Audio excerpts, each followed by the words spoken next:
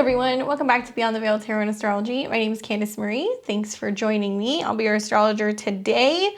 Back at it with another kind of midweek video. Wanted to talk to you guys about this stellium of planets that's going through the South Node in Scorpio. Kind of spooky. I know it's like the beginning of November.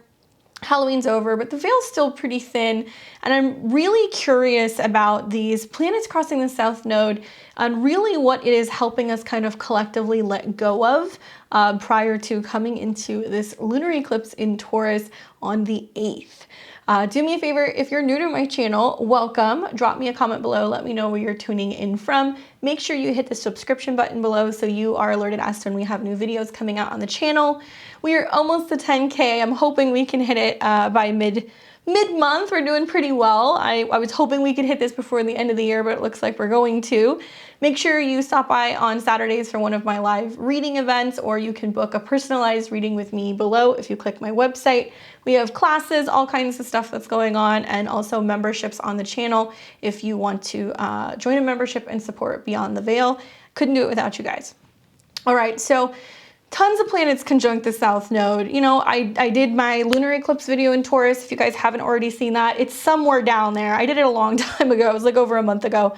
But check it out if you want to. I'm not going to talk too much about the squares to Saturn. I pretty much covered that with these fixed T-square videos and other things that I've been doing. I just really want to hone in on all of this Scorpio goodness. I'm hearing from lots of people and they're like, oh my God, I'm melting. And I'm like, welcome to my life every day. I have a stellium of planets in Scorpio. So I feel like between this and the sextiles that start happening when we get to like Capricorn season, like this is my entire life. So I'm thankfully thriving, but it's been a challenging year with these squares, you know? I think part of it is we're also coming into this final 3/4 square to Saturn. So this is like this kind of collective dismantling vibe right before we get into the beginning of 2023. What we'll notice in Aquarius season is that lots of planets will be moving in conjunction to Saturn, but Saturn will be in the latest degrees right before it moves into Pisces. So dismantling period now, we get into like January, February, March of 2023, boom, big energy changes. We're gonna have Saturn go into Pisces, we're having Pluto go into Aquarius, Jupiter is gonna be back in Aries. Very different energy than kind of like the bang up squares that we've been seeing in all of 2021 and 2022. So let's talk about what's going on when planets conjunct the South Node. Now, natally, this can go one of two ways. Obviously, I'm not going to make general kind of assumptions based off of conjunctions. We need to look at the whole chart in entirety, but when I'm looking at like a natal chart with a Sun conjunct the South Node, a Venus conjunct the South Node, it's really important to acknowledge that during a session and kind of talk to them about the fact that they've got personal planets that are touching on the South Node of the Moon. So there is this repetition of themes and lessons that come up depending on the sign that it's in. That's going to be how it expresses its energy, depending on how it's aspected. Is it squared? Is it conjunct Jupiter? You know, is there a sextile that's helping it out there? And we can see pros and cons. So let's start with the positive side. Positive side of the South Node conjunctions is going to be, it's going to bring in the more kind of sweeter, beneficial energy of that planet.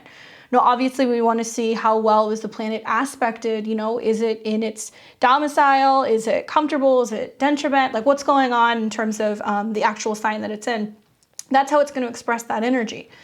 So if somebody has that conjunction natally, Sun conjunct the South Node, you know, there may be themes of carrying over creativity, talent, joy, happiness, warmth in that area of their life, depending on where it's placed.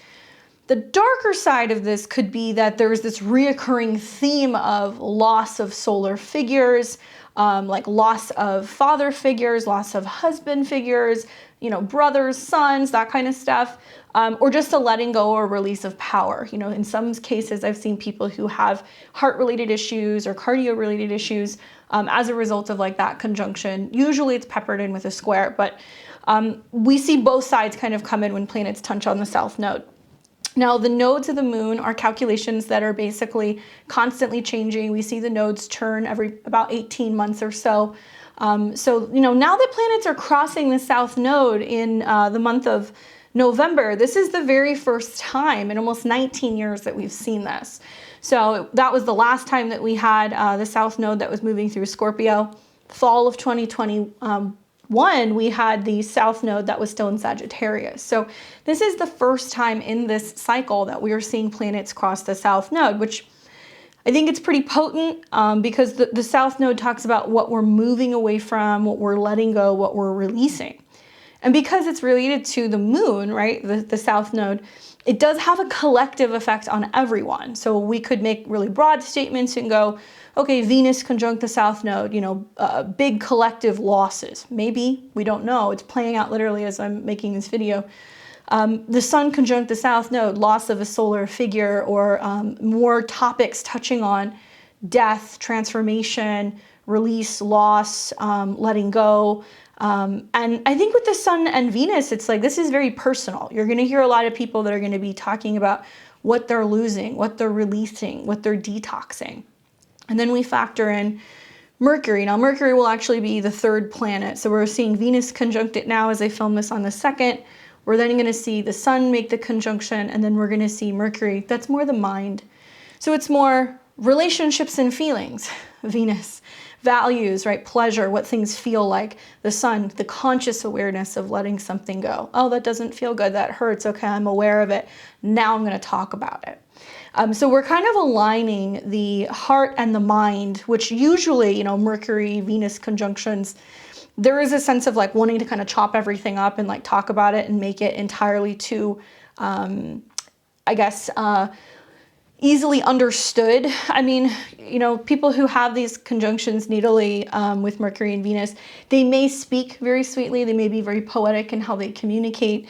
And I think the other side of this is that you can see people who try to rationalize love, or they try to rationalize feelings, and sometimes it comes out like in a very kind of word vomity, direct to the point way, right? Gotta love Mercury.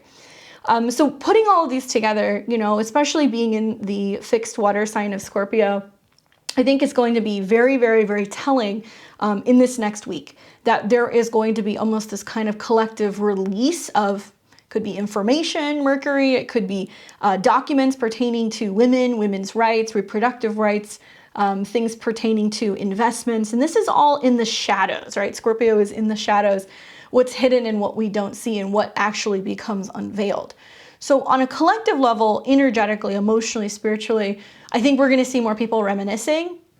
Globally, I think we're going to see more people talking about what we've lost, the time we've lost, the people we've lost, the resources we've lost. And obviously Scorpio is the emotional effect of the changes that are happening because it's polar opposite to Taurus. So this will be taking place basically between November 2nd and November the 7th, really leading all the way up until that solar eclipse. I'm going to take you guys through day by day. So like I said, as I'm filming this, Venus conjunct the South Node, it's very likely that this is not going to be chopped up and it's not going to play out like in several different themes because these planets are so closely conjunct, and technically both Venus and Mercury are under the beams of the sun. So meaning they're within 10 degrees of the sun, they're totally burned up. And some of us may not even be conscious that we're going through this kind of like collective gunk expelling process. You know, we could be doing it subconsciously, we could be doing it privately, we could be obsessing about it, whatever. So Venus is conjunct actually on the 2nd. It's going to go clear into the 3rd. As you guys are watching this, you're still going to see this taking place on the 3rd, but Venus just crossed yesterday. Then we're going to take it to when the Sun comes into conjunction with the South Node, and that'll be taking place on the 5th of November. Obviously, Venus is still very close by. And then Mercury will be the last one to cross the South Node, and that's going to be taking place on the 6th. So this is happening between November 2nd and the 7th. We know we've got this full moon lunar eclipse in Taurus, pretty wild, on the 8th. Just some thoughts that I've been kind of putting together looking at these transits. I've had some like weird stuff happen throughout like the last like month or so that is definitely very reminiscent of this energy. So some of you guys who are more sensitive, you might be feeling this a little bit earlier. Maybe you've been feeling this since like late October. just this collective energy of like, okay, it's really time to like move on from this area of my life, or it's time to really let this thing go energetically or emotionally and like not harp on things. You know, Scorpio's true essence, I think in general, is to love and to have lost. And that's why Scorpio is so emotional, so sensitive, so passionate. You know, personal planets in this sign are just very devoted, and they also have this tendency to have a fear of opening up, especially with Venus in Scorpio, because it realizes that once it opens up and it's vulnerable and it's exposed, that then there is this fusion, there's this merger that happens on a soul level with another person, with a pet, or with a friend, a lover, and then there is the potential of having to eventually detach, let go, right? Whether that's the end of life, or that's like a breakup, or a separation, or distance. So, you know, Venus in Scorpio gets a little iffy here. And I think the positive side is that, you know, working with this Scorpio energy, we have the opportunity to let go with grace, and to almost have like this process where we kind of give it a send off. We give it a proper burial the next couple of days, wherever Scorpio is in your chart. But letting go with grace, I think, is very possible, because the South Node makes it easy for us to untangle ourselves from something, or clean something up, or kind of get down there and look at it and, you know, decide whether or not it's salvageable, or if we recycle it, you know, and end up turning it into something new. And I love the symbolism of Scorpio, if you're looking at it in a sense of, you know, from the scorpion to the eagle to the phoenix, or the shedding of the snake's skin, so that way it can kind of come into this new version of itself. All of these things are very symbolic of like the alchemy of Scorpio and Pluto, and the ability to be able to renew, right? So, you know, never met an ending I didn't like, because it most of the time brings like a brand new beginning type of vibe. So some of you guys may benefit from really looking at your chart, taking a look at where Scorpio is. So many people are super focused on where Taurus is. Understandably, there's going to be this eclipse, but the Scorpio area is really important right now, because the sun is there, Venus is there, Mercury is there. There will be physical things that are taking place that are going to physically kind of fall apart, you know, decay, break away, you know, leave as a result of this incoming eclipse. We don't have to wait for the eclipses for things to happen. We're still coming off of the solar eclipse we had in Scorpio at the end of October, and we're clearing this energy really until the end of November. So some of the dismantling happening with this oncoming eclipse is actually going to be happening over the next few days. You don't have to wait for the eclipse itself to happen. Being that, you know, I think the South Node is also about grief, especially in Scorpio, right? Like Mars, Pluto related, anything that's about scary stuff, trauma, fear, where we are afraid to acknowledge something or talk about the shadow. I think that there is a little bit of like medicine in the poison of the scorpion. I call it scorpion's kiss. That's what I like to call it. And it gives you the opportunity throughout these transits, I think, to speak out about loss, grief, the physical effects that we have of that, right? Because all of this is in opposition to the North Node. So we see like the Sun, Venus, Mercury, all in opposition to the North Node. And it's also in opposition to Uranus. So I'll talk about that in a second. But just with these planets going through here, I think many people collectively are going to be like reminiscing and thinking about, you know, who of our loved ones have passed and remembering them. And like, that's already kind of natural. Like we do that a lot through Halloween. We do that through Day of the Dead, you know, this whole period of time where we're, you know, acknowledging and recognizing and giving thanks for those who have kind of come before us. It's a little bit heavier now, right? It's a little bit more in our psyches now. And I don't know if this is just because some people are reminiscing about who they've lost or what they've lost. It doesn't have to be a person, it doesn't have to be death. Scorpio is about like a million little miniature deaths. And whether it's like moving away from that house or quitting the job or losing the best friend, some of this stuff is going to be coming up. So, you know, pull your chart out, take a look at where Scorpio is in your chart, just so you're conscious of what's going to be happening over these next few days, because it's going to be bringing your mind and your heart basically front and center and saying like, hey, we need to acknowledge this and make this connection. That's like, this hurt, I had to let this go. You know, or I don't want to walk away from this situation, but it's something I have to do. Now, planets on the South Node traditionally actually read as oppositions to the North Node. I don't know if you know that. It's not often that we say, oh, this is conjunct the South Node. You'll hear it's Venus opposed the North Node. It's the Sun opposed the North Node. Mercury opposed the North Node. Why? Because so many people are so focused on like, well, we don't want to talk about the past, we want to talk about the future, right? And I think in this situation, it's worthy of mentioning and bringing that up, that yes, we do have all this stuff that's kind of coming up all through the pipes and the sewage lines and all of the gunk and the ugly crying and stuff that we're doing. I've seen so many messages and emails from people being like, I had to shed some tears, and like, you know, Scorpio is definitely like angry crying, you know, like the meltdowns that kind of come before you finally break. And if you're in that, right, know that you're not alone. You're not the only person who's dealing with that right now. And this is like a collective thing that we're just letting go of. So you may even be picking up on the energy from other people. You might be like, I'm totally fine, but I went out to the mall or the grocery store and I got like, you know, slimed, and I just energetically feel wiped when I come home. There is a need to be more aware that this is just out in the air right now. And we may be more sensitive to it, especially if you consider yourself to be empathic. But yeah, a lot of talking about where we're going, not where we've been. And that's so appropriate for Venus conjunct the South Node and Mercury conjunct the South Node.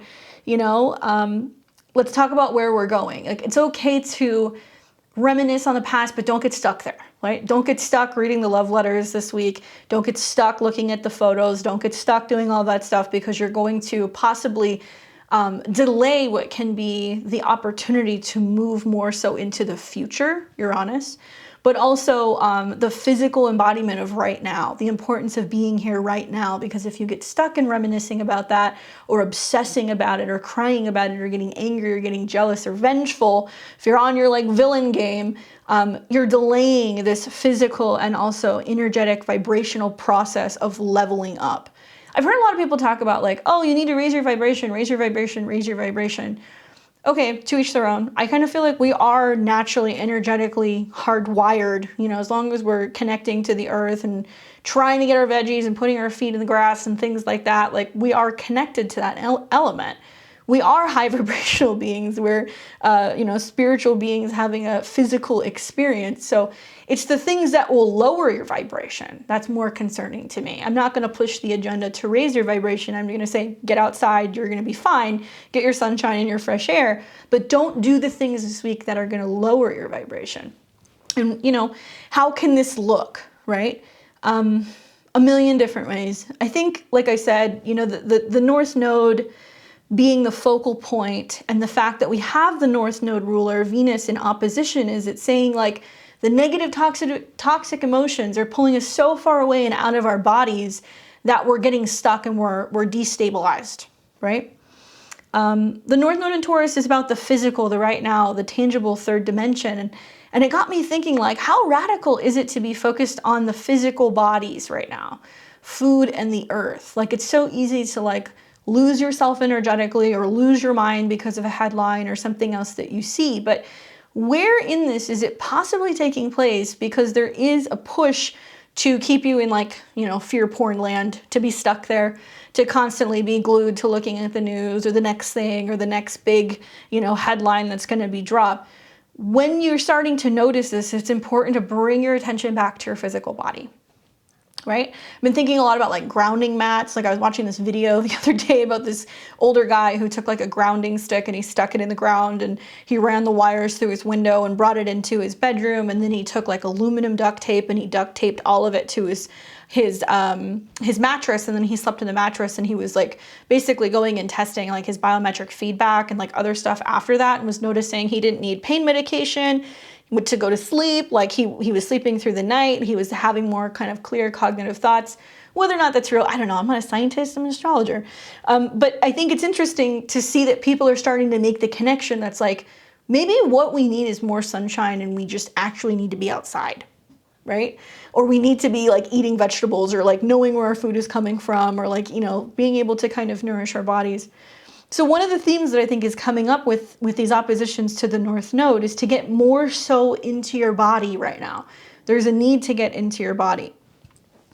It's very likely that there's also going to be this theme of like, I loved that, but it had to go, right? And I love these conversations because I always have them with like friends and stuff, especially like connecting with people after not seeing them for a while and talking about just stuff that happened like in our 20s and being like, yeah, we had a really good run, but like that couldn't last forever. That's kind of the energy that you're seeing with the Sun and Venus in conjunction to the South Node, where it may have brought a lot of joy and fun, but ultimately at what cost, right? Venus in Scorpio, what was the cost or potentially the damage that was done? Physically to the body or to the emotional, the heart space, psychologically, your pocketbook, whatever your deal is, you're gonna have to take a look at where Scorpio is in your chart. Now, Mars in Gemini is the dispositor of all of this, right? Because Mars rules Scorpio. So there's something going on about, okay, well, Venus being in Scorpio, Sun in Scorpio, Mercury in Scorpio, even though it's not technically making inconjuncts or aspects yet to Mars, it will. There is this sense of being like, wow, we have to go back, Mars retrograde. We have to rethink something. We have to go through those letters, those text messages. Maybe it's time to get rid of them. Maybe it's time to clear your inbox. Maybe it's time to block something or someone, or, cut your social media account, or finally kind of take like a hiatus from some of your social media accounts, possibly for some people. I also think the fact that this is in a mercurial sign, and we've got Mercury as a part of it, that it's kind of hard for us not to talk about the past, think about the past, and we might find that our mind is kind of stuck on this like loop where we're like, I just can't let this go. Like, this is a thing. I have to just let this thing go. When I play astrological detective, too many damn coincidences happening with these conjunctions, because even when that conjunction is over, then we're going to come into, like I said, the lunar eclipse in Taurus on the 8th. The moon is going to oppose all of this, and it's going to square Saturn. So it's almost like you have an opportunity, and I really said this at the end of October, but you're still there. Like, there's still time to get on the ship and like make it to like finally breaking away land. There is an opportunity before the 8th to like rip the Band-Aid off, before somebody else does it. Because I see this transition of this eclipse and all of the oppositions and the square to Saturn, where you're going to find out you can't do that thing anymore. Now you've got some authority figure or some political figure or some teacher or parent, or you're going to have somebody saying to you, well, now you don't have the chance. Call it toxic, but I'm like a big believer that's like, if you know it's not working, it's probably better to leave first because it's going to hurt less, rather than like waiting for something to kind of fall apart in a relationship. Scorpio, toxic trait for sure. But I think that that's kind of how I see this. So it's like, who's going to make the move first? If you're in a situation where you're playing chicken with something in your life, look where Scorpio is, you're going to find that the bottom's going to fall out and you're not going to have the opportunity. Then you're going to be told you have to do something. So maybe it'll hurt less if you take my advice and you start willingly, consciously, mentally decluttering, letting something go, having the conversation, letting someone down gently, or saying, I'm sorry, I can't do this anymore, before circumstances really kind of become out of your control, which may be on the 8th. It may take more time. I mean, we're still going to see more breakdown when the moon comes into Leo and it's squaring all of this and it's opposing Uranus still on the 16th. We're not really out of this energy for a little while, guys. I mean, I feel like at least until the end of October, things are a little uncomfortable. And even then, we're going to see more dismantling that's going to happen, and it's going to be collectively. So some people are going to get hit by this, but collectively, when Saturn is in the later degrees, we're going to see even more of this. And this is going to be like the January 16th until the sun comes into conjunction with Saturn, mid-February period. And then it's like, yes, then everything is kind of really breaking down. Pluto comes into the square with the nodes, and then we do have to start something new. What a send-off for Saturn in Aquarius in February, to see the conjunctions and then to see it finally move signs. But okay, I digress. Basically, what do you need to let go of? That's what I want you guys to focus on. I want you guys to not get lost in the haze of the fact that, Mars is in a square to Neptune. We might be daydreaming about things, obsessing, idealizing something, thinking of all the things we could have or would have or should have said. But that's not helping us stay present right now. That's not helping us make decisions right now. We don't want crisis to be the reason why we're forced to move forward. We want to kind of let things down gracefully. Like I said, give it a proper burial. Don't focus on the past. Don't focus necessarily on what was lost or what was painful, but what you willingly, consciously made the decision to kind of part ways with, You know, the squares to Saturn, I think, do make it harder to ignore. I will say that. I don't want to talk too much about that, but it does make it harder to ignore. And it suggests that as a collective, we're at a crossroads from where we've been, which has been rocky and challenging, and where we're going. Does that mean that we have to forget the past collectively? No, I don't think that's possible. I don't think we can necessarily just forgive some of the things that have gone on over the last 2 years and just forget and decide that we're going to, you know, call peace and move forward. But I do think that we can send it a little bit of love every now and then and let it go. So whether it was a bad breakup or it was getting fired or, you know, leaving a marriage, like whatever happened, like there is a need to send it a little bit of love on its way out this week as planets come into conjunction with the South Node.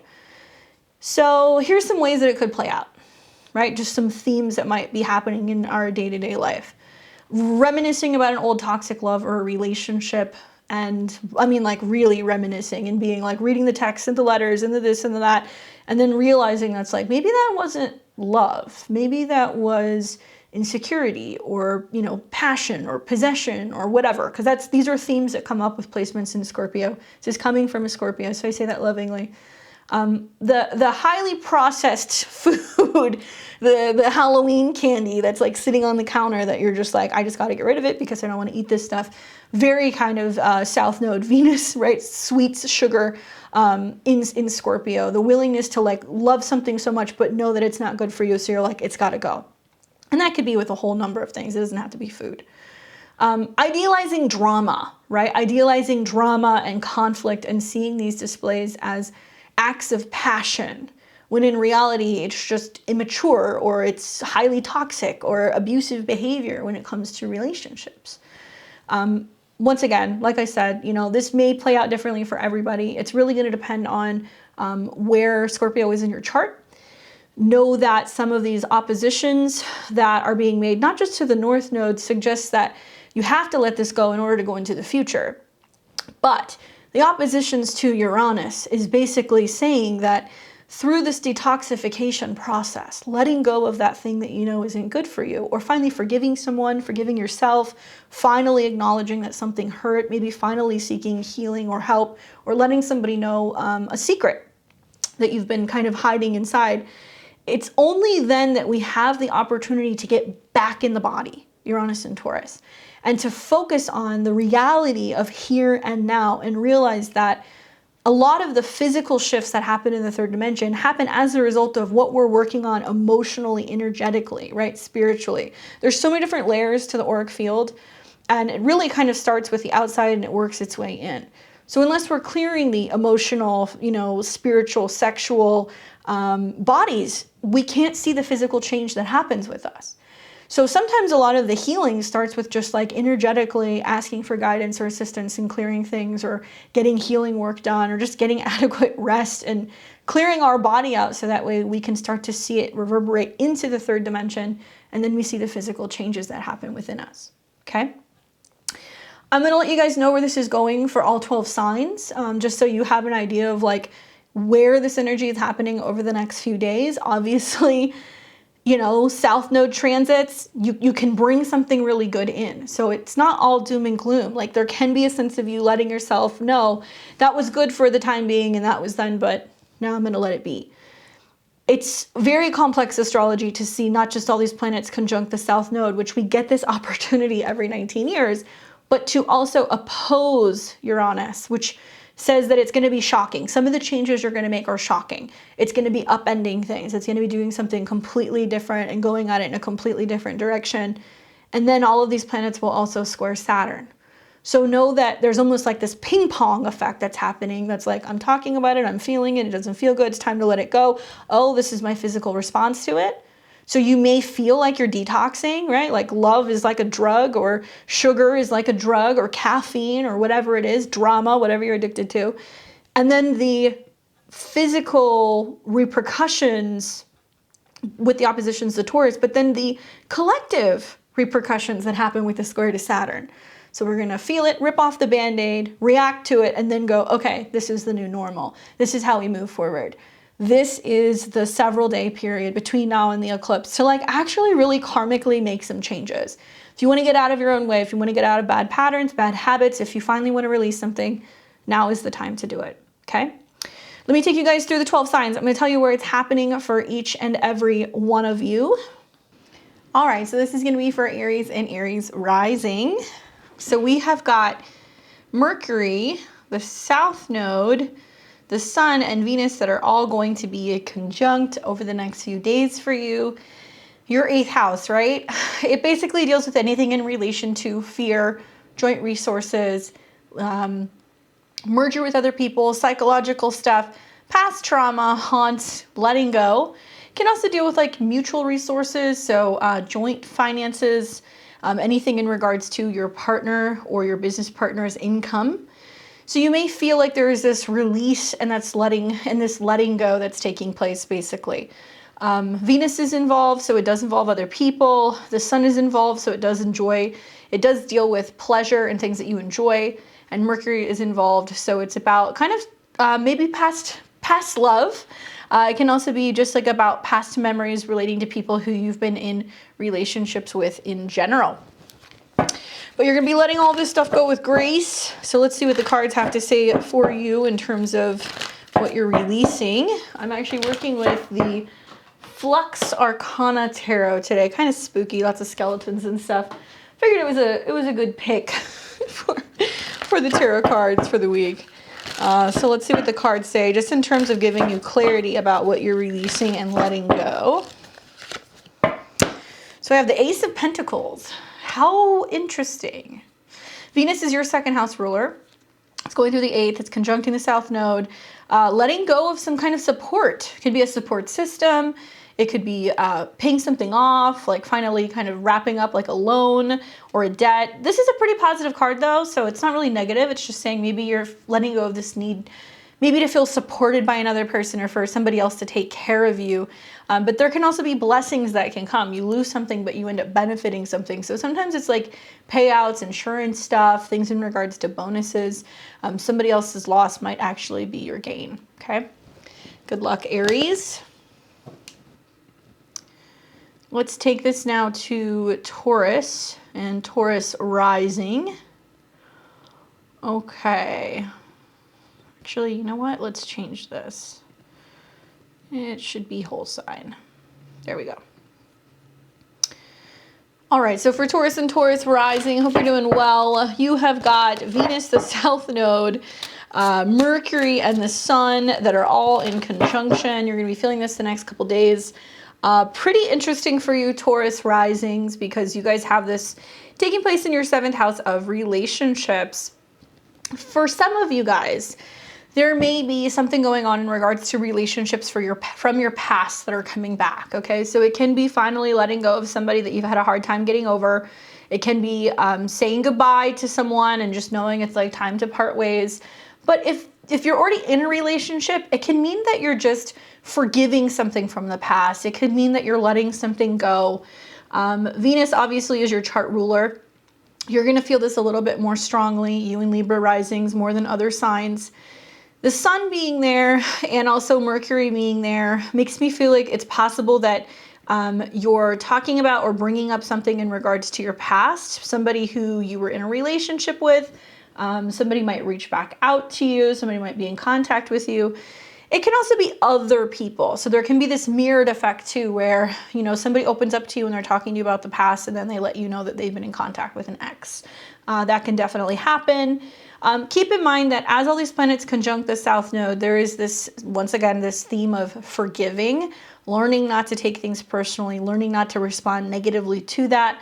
Those of you guys who have been kind of in rocky territory with relationships, you may just find that this is kind of like the parting ways period for some of you, not for everyone. There can be good things that come from this as well. It can be feeling like you're finally overcoming the past and moving forward. You might meet somebody that reminds you of someone from the past too. That's the other way that I could look at this. The card that I got for you is the Ace of Cups. Well, we're on a roll, huh? We've already pulled 2 aces. Love, connection, commitment. I mean, in some situations, like planets in the 7th house coming into conjunction with the South Node could literally be soulmates. I'm not crazy about that word, but it could be somebody from the past that's coming back to remind you of something. especially those of you guys who are Tauruses that have past relationships with people who have really strong Scorpio placements, Pluto placements, things like that can be coming up. Ace of Cups is about love and harmony though. So it's cool that like your Venus is there, Venus being your chart ruler, is there conjunct the South Node and Mercury. So some of you guys may also feel inclined to be like, I want to reach out and tell that person I still love them, or how much I miss them, or how much I care about them. But regardless, it looks like it's getting smoothed over pretty well. So good for you, Taurus. Let's take this now to Gemini and Gemini rising. What's up, Gemini? We have got, where's my marker? There it is. We have got Venus and the Sun and Mercury and the South Node all in conjunction these next couple days in the sign of Scorpio. Now it's moving through your third house. Your sixth house. Hello. It's moving through your sixth house. That deals with health issues, drama, coworkers, right? But letting it go. Really for Gemini risings, this is about totally getting rid of bad habits, like more than anything, especially because it involves your chart ruler, Mercury. Because Mercury deals with your body, because it also deals with your home, and then you've got all these planets going through the South Node. Decluttering, cleaning something up, purging something. It might be time to leave an old office space. It might be time to finally clean out a kitchen space. It might be time to finally organize the garage. That kind of stuff can be happening for you. But also like letting go of any bad habits. So things that you know that you should not be thinking, the sun's involved, having in the house, or being worried about. So for some of you guys, actually getting decluttered, getting organized, finally going back to the doctor, making the appointment to get test results, all of these things are necessary. And I would just say avoid coworker drama, right? That can happen with these South Node transits happening in your sixth house. The card that jumped out of the deck was the King of Pentacles. So this is interesting because this is talking about health, I think. It can be dealing with like a boss or like an earth sign figure. So it can be like a Virgo or a Taurus or a Capricorn. But I actually really think, because you can't see it on this chart, but Pluto's in your 8th house, this can be talking about like detoxing and clearing something out and finally feeling like you're in control, like you're in the driver's seat, having better health, having better organization, maybe eating better. I say that because this is in the sign of Pentacles, which is about physical changes. It's not unusual when planets cross the South Node in the 6th. That's like, I'm not thinking about this anymore. I'm not saying this anymore. I'm not eating this. I'm finally quitting that job. I'm finally quitting smoking, whatever it is. There is a need to quit that, you know? And with Mars, I think retrograde in your sign too, you're really all about it. And you're realizing that whatever is coming to mind for you right now that you need to cut out is something that, yeah, maybe like a frustration that you're having, or it can also be about making changes and detoxing and cutting stuff out of your diet because of inflammation. That's the other way that I look at it. Good luck, Gemini. Tongue-tied today, sorry guys. All right, so let's now take this to Cancer and Cancer rising. You have got a stellium of planets that are moving through the South Node in Scorpio. Mercury, the Sun, Venus, and the South Node are all conjunct in your 5th house. Now, this is a sister sign for you, Cancer. So it does form trines to your placements. So having Mercury go through the 12th house, go through the 5th house, which is the ruler of the 12th. You've also got the Sun, ruler of the 2nd, and you've got Venus, which is the ruler of the 4th and the 11th. For Cancer and Cancer rising, I see this as like finally having a conversation maybe with a friend about the past. Equally, it can be about finally rehashing or letting go something in regards to a romantic partner and a lover. Ton of planets in your 5th house, so it can be this creative outburst or a very dramatic outburst. There can be a little bit of a lover spat that can come with this, or there can be an opportunity to really finally release and like let something or someone that you love finally go.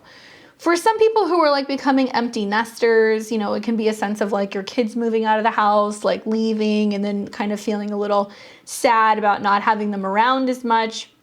Those of you guys who don't have children, it might be a period of time where you're like, This doesn't bring me fun anymore, you know, especially like Mercury in the sun and Venus in the south node. Like if you're somebody who likes to go out and you like to like drink and party and have a good time, you might be like, this is just like not my scene anymore. I don't really want to do this.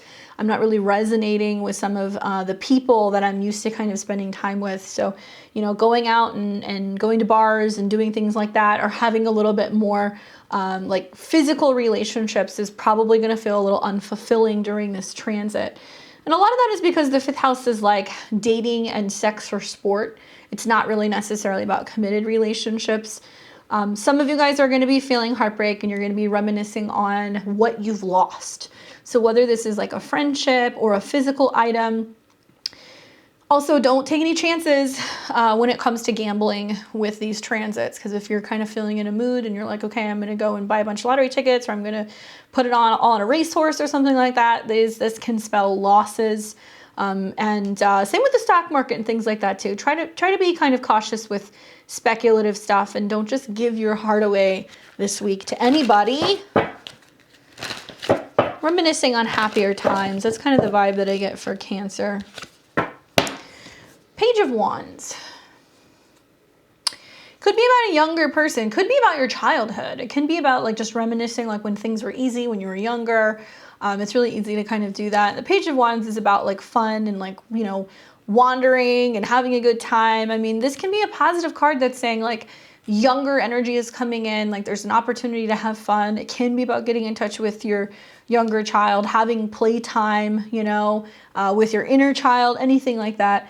Look for fire signs to help with this process. So it can be Aries or Leos or Sagittarians.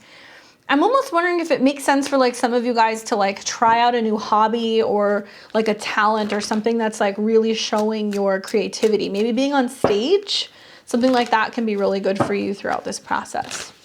All right, good luck, Cancer. We've got Leo and Leo rising. And you have a stellium of planets conjuncting the south node in your 4th house. So the 4th house is about family, your roots, your heritage, and it is the past. Physical property, stuff like that, your family unit, all of that stuff. So this is important for everybody, but it does involve your chart ruler, the sun. So first you're going to see Venus conjunct the south node. That deals with your 3rd house. So it can be how you communicate and talk to family, or breaking the news that something's changing or that you're moving. Then you're going to have the sun conjunct the south node, which is important because it's your chart ruler. So it's about you clearing out a house, vacating a property, finally selling something like that. It can be about going back to something as well. And then Mercury, which deals with money and some of your goals. So I've seen a lot of like Leo risings that are in the process of getting ready to move, or they're thinking about selling a house and trying to figure out how much money they could make.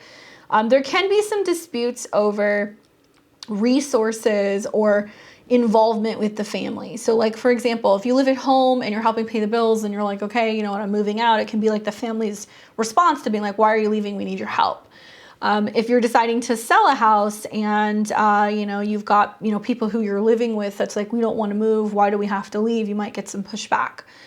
Not the best week for trying to get out from underneath a home. Like you might find that the offers aren't as positive, or that it's more challenging to get what you're looking for from it.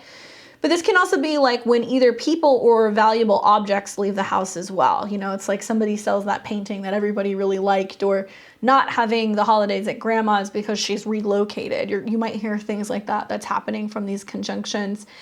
Definitely for Leo risings, it's a little bit more sensitive because all these planets in the 4th house is like, oh, remember the good times. Like, remember how it used to be, you know, when our parents were together or when we lived in this city. So they're going to be going through old family albums and looking at stuff in the house pertaining to the past.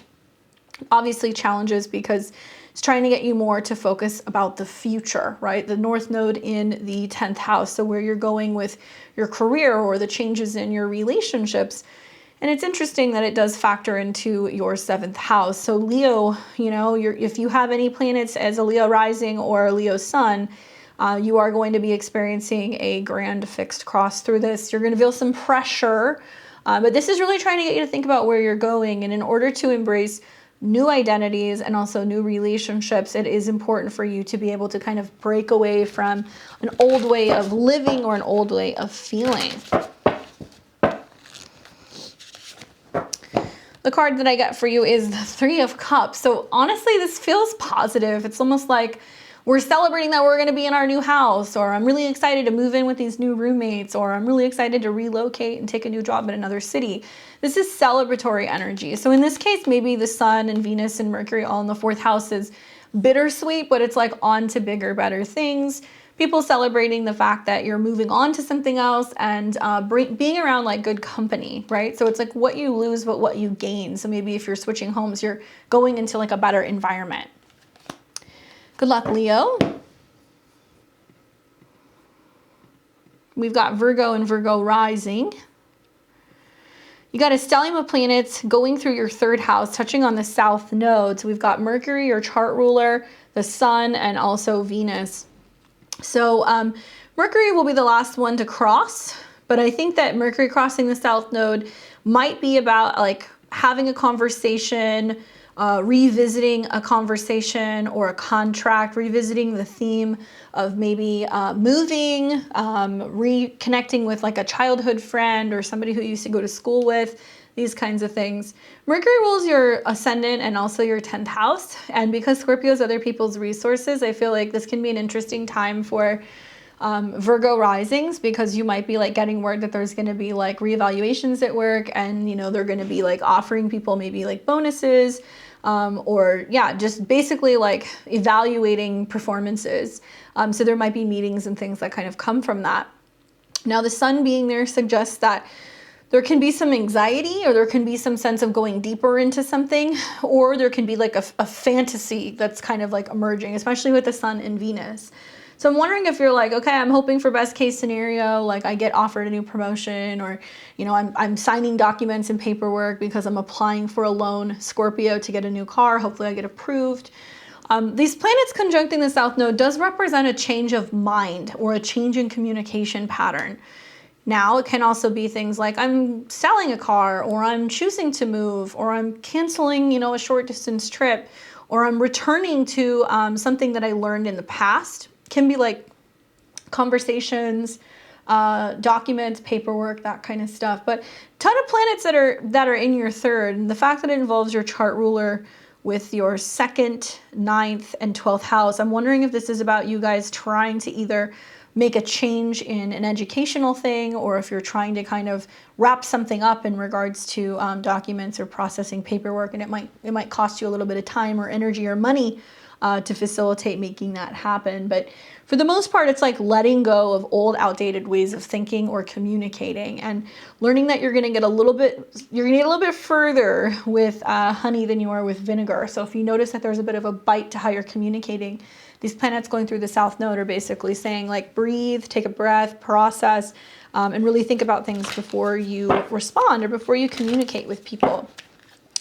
Cutting off neighbors, siblings, having difficult conversations with siblings can also be a thing that can happen here. The card that I get is the Eight of Cups. Interesting that this is a card that's literally about walking away. And so the South Node, the 3rd house, walking, right? Moving away from this topic, this conversation, being like, we're not talking about this anymore. Whatever it is that you're saying that you're doing this with, it looks like you're going to walk the walk and talk the talk. Thankfully, because your chart ruler is involved, I think it's really kind of highlighting like where if you're communicating or expressing your greatest fears, like you're already putting yourself at a disadvantage, because in a way you could be like tricking your mind into thinking worst case scenario could be happening, and you're getting into the habit of that. And I think the South Node is saying we're not going back there, right? We're not considering worst case scenario all the time. We're going to be like, well, what if it does work out? What if it does happen? And trying to have more positivity. So you're walking away from this situation. Some of you guys might be moving away from something as well. Good luck, Virgo. Now we've got Libra and Libra rising. So you've got a stellium of planets moving through your 2nd house in the sign of Scorpio. So the planets that we're going to have are going to be Venus, your chart ruler, the Sun, and Mercury. Obviously, they're all crossing the South Node here. The South Node is what we release and let go of, Libra. So the fact that first your chart ruler is there, that's pretty significant. Venus conjunct the South Node is like, I used to spend money on this. I used to eat this. I used to value this. I don't anymore. Like the willingness to part with something. That's basically the vibe that I'm getting here. It can represent like a change in your style, or it can represent like a giving something away to another person, right? Because Venus also rules your 8th house of joint resources. So what you willingly give to someone else, or feeling like you don't need to cover an expense or pay for something or deal with something anymore, and then you kind of like leave it up to somebody else to kind of jump in and intervene. This can also be about gains that you receive as a result of losses from someone else, so quite interesting. We've also got Mercury, which rules your 12th house, and it rules your 9th. So this can be you giving away information, giving away, you know, trade secrets, talking to people about things to help them kind of feel more secure, and giving away some insights. And then we're also going to have the Sun, which deals with goals, coming into conjunction with the South Node. You know, a lot of stuff, but the 2nd house is your spending power. So, you know, some Libra risings are going to fall in one of two ways. You're going to go, I don't want to spend money on this. I don't value this anymore. I don't need these things. And you're going to just like give stuff away or donate and clear stuff out. Or you're going to fall into the patterns of the South Node of being like, I want more. I don't have enough. Give me more. So it could be more sugar, more shopping sprees, and just, yeah, basically going through a process of bringing things in. But the South Node is saying it's not always more is more. It's not what you produce. It's not what you pay for. It's how other people kind of contribute because of that opposition to the North Node in your 8th house. So how could this manifest for you? I think more tangible clearing things out and giving things away. Like if you have prized possessions and things that you know you don't need, but stuff that you're willing to kind of part with, and like gifts and things you're willing to give to people. Maybe you're having like a holiday season where you're more sentimental and you're going to give things away to people as a gift. It's an excellent way to do that because I think that Uranus in the 8th house is others. It's hard for me not to acknowledge the fact that, you know, your chart ruler is going to go through the gauntlet, not just the conjunction to the South Node, but the opposition to the North Node. So it's really reinforcing you need help from other people. The opposition to Uranus, which can bring up some challenges with partners' resources and also just gambling or taking chances with money. And then also expenses relating to, you know, your children, your happiness, your partying habits. Like there's some kind of meeting of the minds that's getting ready to happen over the next month about what's going to make you happy, and likely it's going to be experiences. It's not going to be things, which is going to have a really profound shift on the way that you are with your resources. The card that I get is the 7 of Wands. So in all that you're doing, at least it's successful. It's like, I'm successfully letting this go. Like it's not easy, but it's definitely something that you overcome. Is it challenging? Yeah, but I feel like this is more like, hey, I finally stopped doing this thing, or I finally stopped, you know, spending money on this, or this is where I cut ties with things to kind of feel more stable.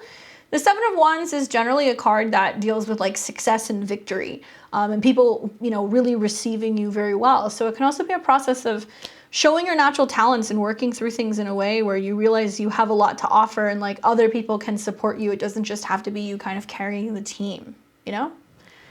Good job, Libra. Let me know how it goes. We've got Scorpio, Scorpio rising. This is definitely, the Scorpio risings are the ones that I'm most curious to see how this affects. So you have to let me know it's affecting you. Obviously, we've got a stellium of planets moving through Scorpio. So it's like the season of the witch right now. You guys have all of these planets moving through your first house. Venus in your sign where it's more challenging for the rest of the zodiac. You're loving it, probably with your thigh-high leather boots and your fishnets, your dark makeup. You've also got Mercury and the Sun in conjunction to the South Node. So this is can go one of two ways, okay? And this is very much tied to the eclipses that are going to be happening in just a matter of days, Scorpio. So when we break this down, right, the South Node, that's first in conjunction with Venus. So there can be a sense of you going, I am disconnecting with someone or something from the past, or I'm breaking a commitment, or I'm breaking something in regards to a subconscious fear in relation to relationships. So if you are committed, it may be a period of time where you're like, it's not just about me, right? It's also about other people because Venus is in your sign, it rules your 7th. And you might go, it's not good for me to have certain people around, or it's not good for me to honor certain relationships or partnerships, clients, something like that. So you may actually decide to cut ties and you're like, I can't feel that way anymore. 2, then you're going to have the sun come into conjunction, and the sun rules your 10th house. So likely it's going to be like maybe someone that you're doing some kind of work with. And it's possible that if you don't feel like you're in control of something, you're going to be like, I'm washing my hands of it. And then you're going to have Mercury come into conjunction with the South Node, which is about your goals, and it's also about joint resources. So for many Scorpio and Scorpio risings, if it's not a partner, it's a business partner, it's a client, it's somebody that you offer a service to, and there's like a little bit of take it or leave it. Like if this doesn't work for you, then I'm sorry, but you know, this is the way that it is.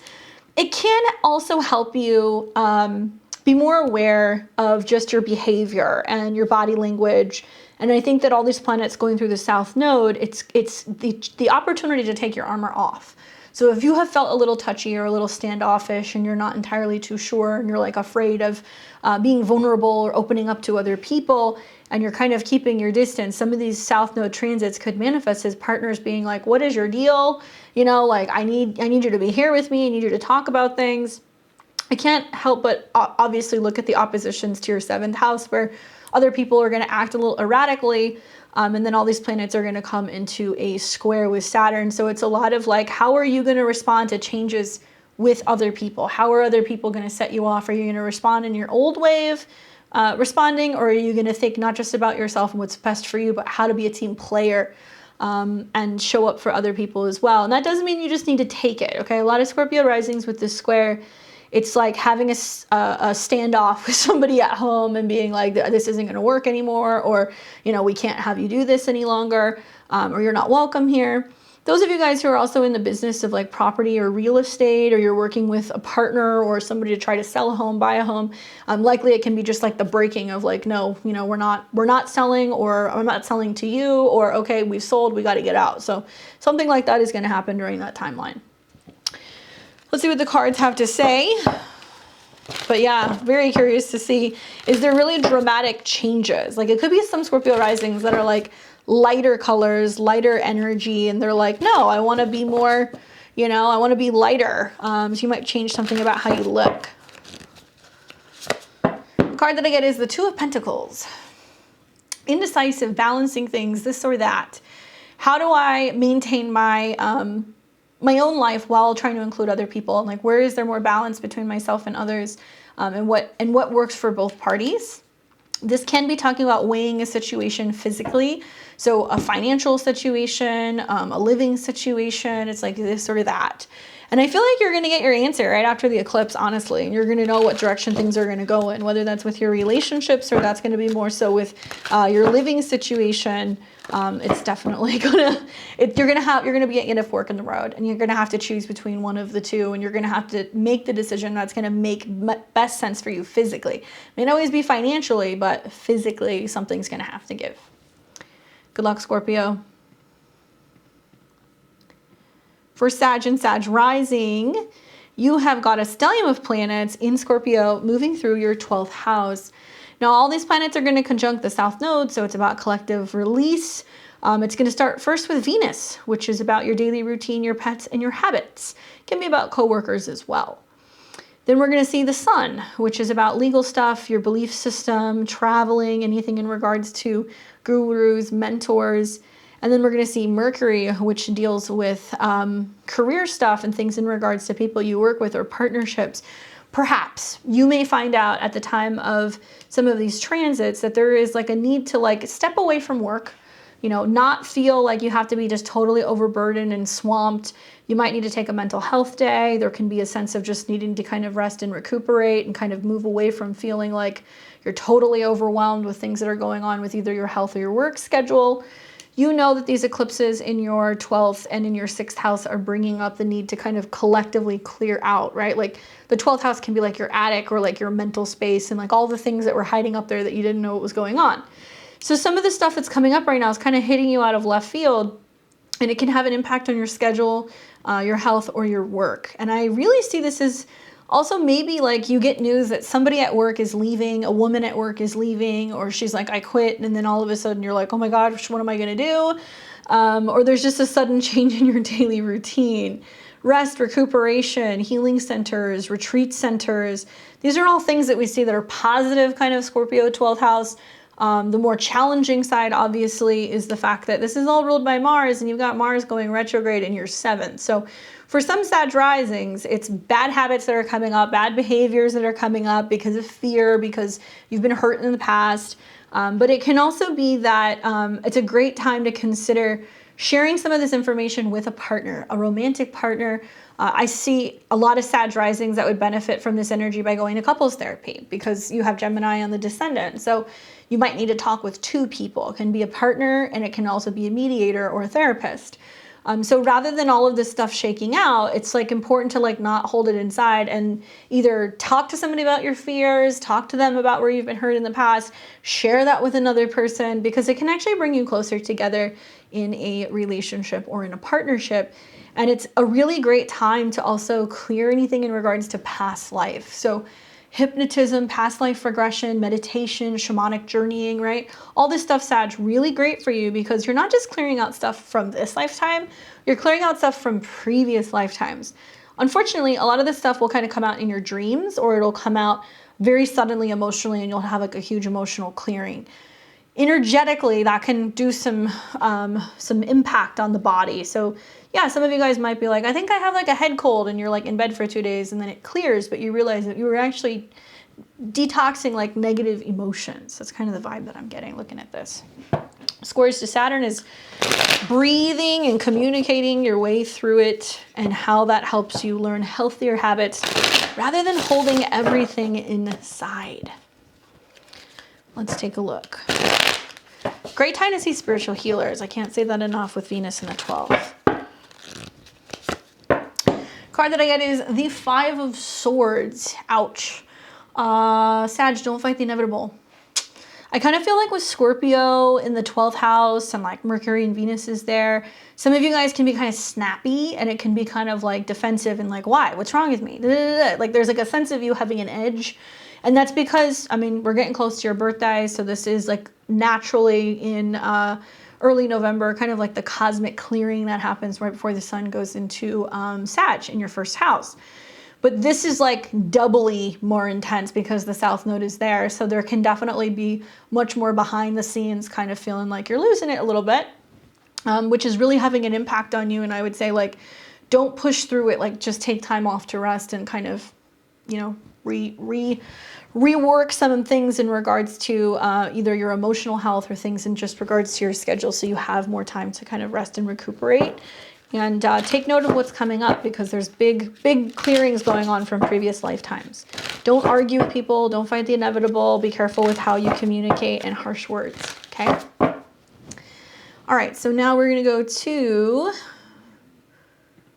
Capricorn and Cap rising. What's up, Cap? You got a stellium of planets moving through Scorpio. We've got Mercury, the Sun, and Venus all touching on the South Node in your 11th house of friends, networking, things like that.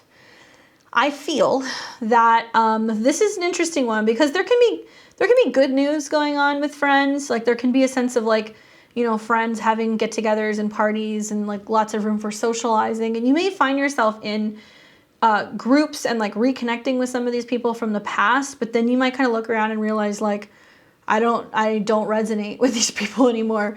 And you can find it hard to kind of like connect with them. I think with Venus conjunct the South Node, it says that it might happen like in a work sense, or it might be like a networking party. Venus also rules your 5th house. So it can be that you're connecting with like other creative people or other friends. Then you've got the Sun conjunct the South Node, which is about these changes and transformations happening with some of your friends. And then Mercury, which deals with traveling and ideas and scheduling. You know, falling outs with friends, sure, can happen. You have a connection with them, you have a disagreement, especially like at a party or online or through social media. There can be some intense exchanges. But with the South Node going through your 11th house and the North Node going through your 5th, it's less about what other people think. It's more about what makes you happy, like what's going to bring joy to you. And maybe this is just that final kind of shakeout period where you're like, I need to focus more on staying in my lane, because probably it's time to kind of be out with the old, or releasing this need of feeling like you have to fit in. Your goals are changing right now. And I think that through some of the experiences that you have, even just talking to other people, like you might go to a party and be talking to somebody and then kind of like realize like these people aren't on the same page as me. Like we have totally different interests. And I know some of you guys, it's because you have recently, moved or moved back. Maybe you're connecting with people from your past. Some of you guys have children, or some of you guys have kind of unusual situations in your dating lifestyle with Uranus in your fifth, and you may not be resonating with everybody at the moment. Now, these transits are all going to go through the South Node, so you let something go in regards to your 11th house, and it'll square Saturn. And so for you in Aquarius, I will say this is significant because it's your chart ruler. It's like, you're going to ask yourself, like, do I still feel secure and confident? Do I still feel good? Do I feel complete if I don't feel like I have as many friends? Or that I'm not as successful as some of my friends, or I don't have as much money as some of my friends. So you might go to some really expensive, like lavish kind of holiday things, or you're seeing stuff going on with friends and you're like, we're not on the same page financially, but we also don't value the same stuff. Which is, it's going to be a little uncomfortable, but it's all meant to kind of bring you back into the 5th house, which is like what makes you happy and not getting consumed by what other people are doing. You don't need to fit in. Let's see what the cards say. The 7 of Wands again. So, I mean, obviously people are going to be happy to see you or that you make an appearance, or that you check back in with them, or that, you're calling them or whatever. And people will be happy to see you. I mean, I have my South Node in the 11th house, and something I notice every year when planets go through Leo is just there's always like all of these parties, like this last year we saw like the Sun and Mercury and Venus and like all those planets go through there. I don't think, Mars hadn't gone through there, but it was like one party after another in July and August for me over the summertime. And going and seeing all my friends and all these like really, big parties and events and stuff was great. But being around it made me realize like, wow, I've really like kind of changed. Like I'm not really the same person as like I was with all these people I went to like high school and college with. Obviously that's normal. My point is that you have that experience when the sun goes through there. And I think in Scorpio, it's basically saying that, you might just realize like, I don't need the drama, they're going through divorces or this and that's happening. Like I don't resonate with that. Like I'm happy, or I've found peace, or I'm living differently with the North Node Uranus in your 5th. So people will be glad to see you. Like I do think it's great to connect with old faces, but I do think that there's going to be this realization that's like, I don't have time for all of this. Like some of the stuff I can't subscribe to. Good luck. All right, so let's go to Aquarius and Aquarius rising. You have a stellium of planets in Scorpio moving through your 10th house, which deals with your career. Aquarius. It's hard to imagine that you're not going to feel this, as with all the fixed signs. The 10th house deals with work, career, bosses, sometimes your reputation out in the world, professionally or publicly. So you're getting ready to have first Venus make the conjunction to the South Node. This deals with home, family, okay? It also deals with legal stuff, or lawyers, travel, philosophy. So maybe your philosophy about what is your responsibility out in the world, or when it comes to your family, is changing. You've also got the Sun conjunct the South Node, which is talking about changes also with relationships that you have with people professionally. And then you've got Mercury conjunct the South Node. So a lot of like, is this my problem, right? Or I'm finally quitting, I resign, or I'm retiring, or I don't resonate with this job anymore, or I want to go into this type of field now. So there can be some public announcements coming up with this that can be quite shocking because all these planets are going to be in opposition to Uranus, which is your chart ruler. So there's like a lot of like, maybe telling family members, like, I'm done working, like, I want to retire, I want to go and start my own, like, home floral business, or, like, I really just want to focus on gardening, and they're going to be like, what? You've, like, worked for so long. Or you might finally just say, it's not my responsibility to manage my family, or tell my sisters what to do, or, tell my kids what to do. It's just like, I'm washing my hands of the situation, I'm going to stay in my lane. So you're letting go of this need to feel like you need to control something, or that you need to be telling people what's up. The one thing I will say is positive career stuff can come from this, because there's so many planets on the South Node that if you're due for like a big upgrade at work, if you're due to have some kind of recognition, it may be that like a boss steps down, or like suddenly somebody quits and a position becomes available and you're like, oh my God, that's like the dream position. The catch is that it might be a lot of work. It may not be something that you want now, but maybe you would have wanted that in the past, and now you're like kind of like in a predicament where you're like, do I take it? It may also be a place that is in opposition to your home, so it could be in another city. It could be that, you know, your family really needs you and you're like, wow, I've been offered this position, there's like a lot of responsibility, but I'm having a kid soon, and like, how am I going to do that? So the tension between what's going on with your old career life and this new life that's emerging in regards to your home and your family, and where you're having to make some difficult decisions between the two, and you're kind of feeling like you're between a rock and a hard place. You're kind of in the hot seat right now with these transits and the eclipse. Career titles, letting go of control, embracing something new, realizing that probably one of the most free, successful things that you can do that's going to give you like the most authority, and it's also going to give you probably the most happiness, is making some radical changes in your home or your private life.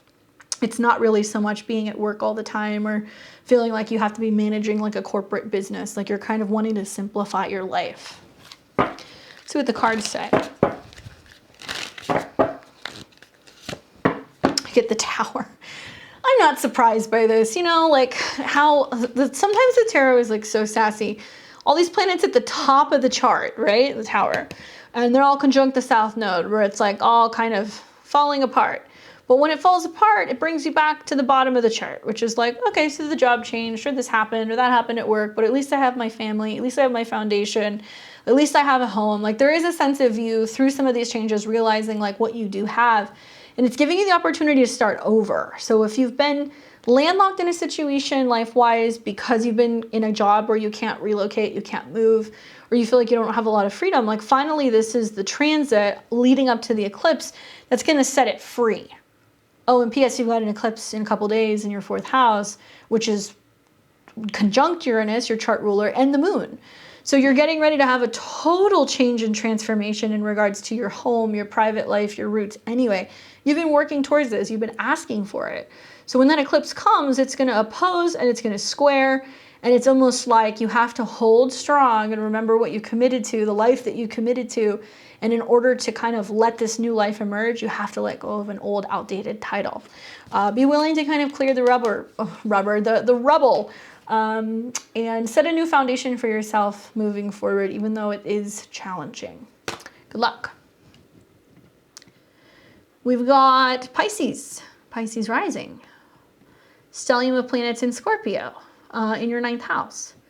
It's a sister sign, so both you as well as Cancer obviously benefit from this energy. Well, we're going to have Venus, which deals with joint resources, maybe past love and communication. The Sun, which deals with clearing, healing, anything to timing, and Mercury, which is relationships, all come into conjunction with the South Node. Boy, oh boy. So what are you letting go of, right? South Node of the 9th house. Letting go of the need to complete a program. Letting go of the need to feel like you have to subscribe or believe in something. Letting go of possibly travel plans, a guru, mentor, a teacher. There's also like lots of knowledge and insight that comes from this South Node conjunction.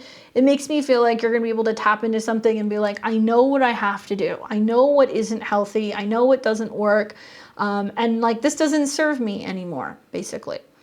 All of these planets that are trining out to Pisces is a lot of like allowing yourself to not feel like you have to be guided by certain people, and like listening to your own inner intuition, like following your own voice in a sea of like other people who are making recommendations about your life.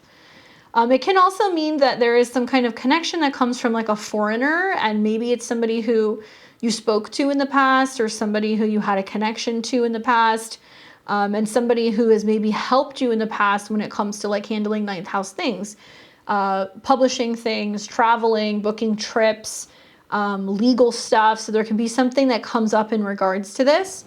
For the most part, I mean, I think it's less detrimental because of the trines for you and because you have nice energy also happening with this Taurus energy sextiling your ascendant. It's just more like what you're not subscribing, what you don't believe in any longer. And if you feel like it's time to kind of go in a different direction with what you're learning or what it is that you're hoping to believe about life, you're doing that. And you're becoming less connected to the ninth house. You're less connected with worldly matters. You're more connected with what's going on in your immediate environment. So rather than listening to global news, you're like, I want to know what's going on in my neighborhood or in my city. Maybe you're focusing more on like actually reading things or being able to buy books and making changes in that regard. Short distance trips. So you're like, you know what? I'm not getting on airplanes. I'm not going anywhere anytime soon. I'm really focused more on like maybe road tripping. So instead of buying trips, I'm going to put that money into a car, right? Or upgrading a vehicle or making, changes to a vehicle so that way you can kind of get around. Still, documents and legal paperwork kind of come up here. So there can be some interesting stuff that comes up in terms of being able to travel, especially if you're waiting on visas, passports, stuff like that. But for the most part, your beliefs are changing. I think it's positive for you, and you're okay with like letting it go. And it can be that you're changing the way that you look at relationships or mentors. The card that I get is the Two of Pentacles again. So we've got two doubles, huh? Balance. I think this is also about what something might cost you. It's possible because Mars is technically the, like I said, it's connected to all these planets in Scorpio, and Mars is going retrograde in your second. So I'm wondering if this is about what it's going to cost you to like travel or what it's going to cost you to relocate, and crunching the numbers and figuring out like which direction is best for you, or how you can afford something, affording a course or a class, and whether or not you want to go to a university or if you want to go to something local. To me, it's about affordability. That's kind of the vibe that I'm getting here. I also think that the Two of Pentacles is talking about having an option and having a choice. Usually when these squares happen to the nodes or when it happens to Saturn, we don't have a choice. But I think that the water signs, at least you and Cancer, get a little bit of an easier ride because it's going to trine out to your ascendant. So what feels right? How does it feel when you're talking about going to a place or returning back to college? And you have to like listen to that before you make a decision while you're weighing your options. Okay. Hopefully you guys enjoyed that. Good luck. I know we're coming up on the eclipses. Just a reminder, on Saturday night, I will be here doing live readings. We're going to be doing astrology this Saturday night, 7:00 p.m. Pacific, 10 p.m. Eastern, right before the eclipse. So I'm completely booked out almost until February right now, but you can always catch me on Saturdays. I'll put that link out soon. So if you guys want to join, you want to put your info in to get a donation-based astrology reading live on Saturday night on the channel, please do. Let me know, how are you feeling with this energy with all these planets conjunct the South Node? Do you have a lot of placements natally conjunct the South Node? Do you want to shine a light on that for some of us? We'd love to hear your input. Otherwise, I will see you guys all on Saturday. Enjoy the rest of your week. Take care.